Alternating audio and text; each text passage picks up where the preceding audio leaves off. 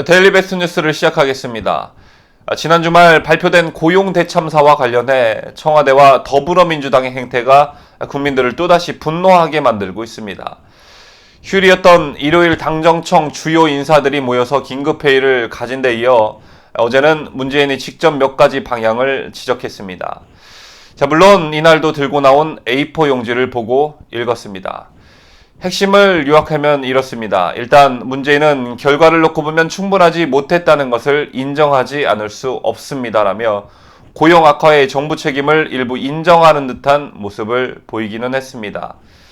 자, 하지만 고용 사정이 좋아지는 연령대도 있다며 소득주도 성장 정책 기조를 유지하겠다는 뜻을 내비쳤습니다. 자, 이는 60대 이상 고령층에서 취업자가 늘어난 것을 두고 하는 말인데, 여러분 아시다시피 60대 이상 고령층에서의 취업은 대부분 임시직이나 일용직이 대부분이며 청년 고용보다 중장년층에서의 취업자가 늘어난다는 것은 결코 바람직한 현상은 아닙니다. 자, 그리고 문재인은 적극적인 재정 확대로 돌파하겠다는 의지도 보였습니다. 문제는 특히 올해와 내년도 세수 전망이 좋은 만큼 정부는 늘어나는 세수를 충분히 활용하여 적극적인 재정 정책을 펼쳐주길 바랍니다라고 했습니다. 일자리를 창출한다며 54조를 쓴 것도 모자라 세금을 또 때려붓겠다는 얘기입니다. 또 문제는 청와대와 정부의 경제팀이 완벽한 팀워크로 임해달라며 논란이 되고 있는 장하성 정책실장과 김동연 부총리의 엇박자 논란을 의식하는 발언을 했고, 또한 직을 걸고 임해달라는 말로 재신임을 했습니다. 다시 한번 이날 문재인의 주요 발언을 요약하자면, 현재의 정책 기조는 그대로 유지해 간다. 모든 가용한 수단, 특히 정보 곳간을 열어서 가시적인 성과가 나도록 하라. 장하성, 김동연 니네 싸우지 말고 사이좋게 지내라 정도로 요약할 수 있습니다. 과연 이게 근본적인 대책이라고 생각하는지 국민들의 한숨은 더욱 깊어져 가고 있습니다. 자, 이번엔 더불어민주당 반응입니다. 집권 여당인 더불어민주당이 심각한 이유가 일말의 책임의식이나 자성의 목소리는 찾아볼 수 없었다라는 것입니다. 자, 우선 추미애 더불어민주당 대표는 고용 참사와 관련해서 소득주도 성장이 성과를 거두기 위해서는 인내해야 한다고 말했습니다. 자, 어제 저희 데일리 베스트에서는 문재인 정부의 고용 참사를 보도해드리며 한국판 고난의 행군이라는 말과 비유를 했었는데, 추미애 대표의 인내해야 한다는 말이 딱 고난의 행군과 일치되는 말이 아닐까 싶습니다. 여러분 다들 알고 계실 테지만 고난의 행군은 1994년 김일성 사망 후 나라의 경제 상황이 극히 어려워지자 이를 극복하기 위해 주민들의 희생을 강요하며 김정일이 내놓은 당적구호입니다. 우리나라가 무슨 북한도 아니고 굶주린 사람들에게 며칠 뒤 밥을 줄 테니 오늘 내일은 굶으라고 한다면 과연 국민 중 몇이나 수긍할 수 있을지 궁금해지는 대목입니다. 자, 또한 세월호처럼 배가 뒤집히는데 승객들에게 가만히 있으라고 했던 세월호 선장과도 같은 무책임한 발언이 아닐 수 없습니다. 한편 제대로 된 상황 판단을 못하고 있는 사람은 비단 추미애뿐만은 아니었습니다. 어제도 보도해드린 바 있지만 이명박, 박근혜 탓하는 것은 여전했습니다. 자, 우선 당대표 후보인 이해찬 의원은 이명박 정부의 4대강 투자에 고용 악화의 책임을 돌렸습니다. 이해찬은 이명박 정부가 4대강 살린다고 26에서 27조 정도를 쏟아부었다. 그 돈을 아마 4차 산업혁명 쪽으로 그 당시 돌렸더라면 지금쯤은 기술 개발이라든가 인력 양성이 많이 됐을 것이다 라는 게 발언의 요지인데, 아무리 생각해도 일자리 창출한다며 쓴 54조에 비하면 27조를 들여 시행한 4대강 사업은 눈에 보이기라도 하고 효과라도 있었습니다. 그런데 54조는 눈에 보이지도 않고 효과도 없습니다. 민주당의 이런 전 정부 탓은 이번이 처음은 아니었습니다. 지난달 6월 고용지표가 나온 뒤에도 지난 보수 정권을 탓했었습니다. 홍영표 원내대표는 지난 이명박 박근혜 정부는 산업 전반의 구조 개선을 소홀히 한 채 건설 및 토건 SOC 사업에만 집중했다라고 발언한 바 있습니다. 자, 또한 민주당은 최근 국민연금 개편 논란이 불거지자 지난 10년 보수 정권이 밀어놓은 탓이라고 했습니다. 집권 1년 반이 돼가는데 여전히 사안사안마다 전 정권 탓을 하고 있는 더불어민주당의 모습에 채널A도 심기가 불편했던 것일까? 채널A는 자사의 시사 프로그램에서 문재인과 박근혜 대통령의 일자리 성적표를 직접적으로 비교해 시청자들의 눈길을 끌었는데, 지금 제 옆에 나오고 있는 화면에서 보시다시피 문재인과 박근혜 대통령의 차이는 약 100배였습니다.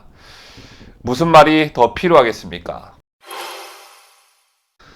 자, 이번 문재인 정부의 고용대참사를 지켜보시면서 구독자 여러분께서 가장 궁금하셨던 부분이 아마 일자리 창출한다면서 54조를 가져다 썼는데, 54조 원이면 실업자 100만 명에게 5,400만 원씩 줄 수 있는 어마어마한 그 돈이 다 어디로 갔냐라는 궁금증일 것입니다.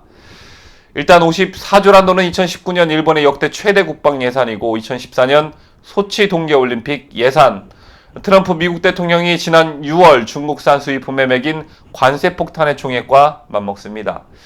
이뿐만 아니라 올 상반기 국내 유가증권 시장 상장사 536개 중 삼성전자를 제외한 영업이익의 총액과 SK하이닉스의 올해 시가총액과도 맞먹는 액수입니다. 일단 이 54조가 일자리 정책에 투입되었다라는 근거는 정치권이 지난해부터 올해까지 정부가 일자리 관련 예산에 투입한 예산을 54조 원 정도로 보고 있다고 했습니다. 2017년과 2018년 본 예산 36조 원 중에 두 차례 추경 경정 예산 14조 8천억 원, 그리고 올해 일자리 안정자금 3조 원 등을 합친 액수입니다. 이와 관련 국회 예산정책처는 현 정부가 일자리 정책에 쓴 예산을 42조 5,819억 원이라고 분석한 일자리 정책 재정사업 분석 자료를 지난 19일 발표했습니다. 지난해 10일 대통령 산하 일자리자문위원회에서 발표한 일자리 정책 5년 로드맵에 맞춰 각 부처에서 추진한 189개 사업 예산을 분석한 보고서인데, 국회 관계자는 기존의 54조 원이란 액수와 차이가 나는 이유에 대해 예산이 아직 세부 배정이 안 된 경우가 있을 수 있고, 일자리 예산 명목으로 예산을 탔지만 자료에 누락되거나 지방정부 고용인건비 등은 자료 취합이 안 됐기 때문이라고 설명했습니다. 자, 먼저 일자리 본 예산에 해당하는 36조 원의 사용처를 여러분과 함께 따져보겠습니다. 직접 일자리 항목에 투입된 예산은 지난해 2조 7천억 원, 올해 3조 2천억 원으로 전체의 16% 정도입니다. 반면 구직급여와 실업급여 등 일자리 창출 성격보다는 복지 성격의 예산이 12조 7천억 원, 전체의 35% 정도로 압도적으로 많습니다. 나머지 재정은 직업훈련과 일자리 정보 제공 서비스, 창업 지원 등에 쓰였는데, 일자리와 관련된 지출이기는 하지만 이 역시 복지 성격이 강합니다. 직접 일자리 항목도 자세히 들여다보면 한계가 드러납니다.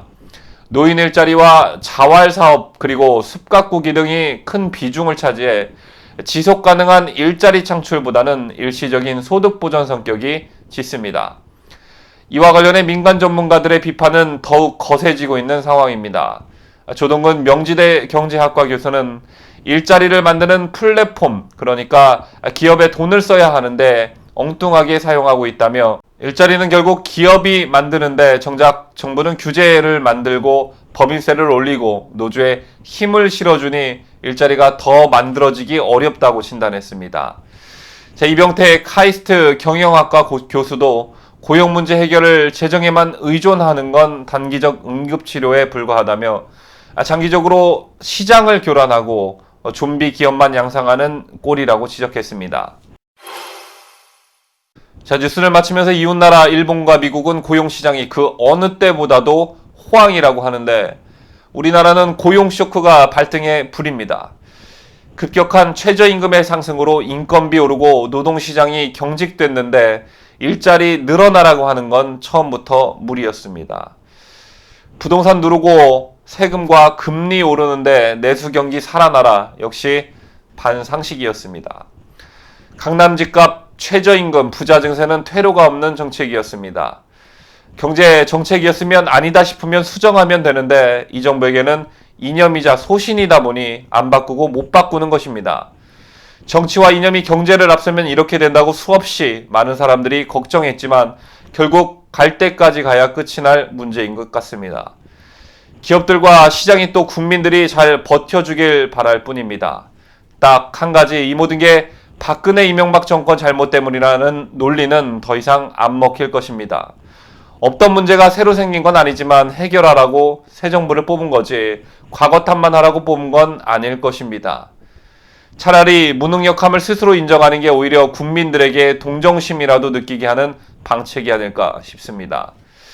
왜 이런 참담한 결과를 빚었는가에 대한 답은 청와대와 민주당 사람들 빼고 다른 사람들은 다 알고 있습니다. 그러나 청와대와 민주당 사람들은 눈을 감고 귀를 막고 있습니다. 본인들의 알량한 이념 때문에 나라가 깊은 수렁에 빠지고 있는데 국민들 보고 무조건 인내하라고 하는 것은 마치 김정은이 인민들을 대하는 것 같아서 기분이 참 더럽습니다.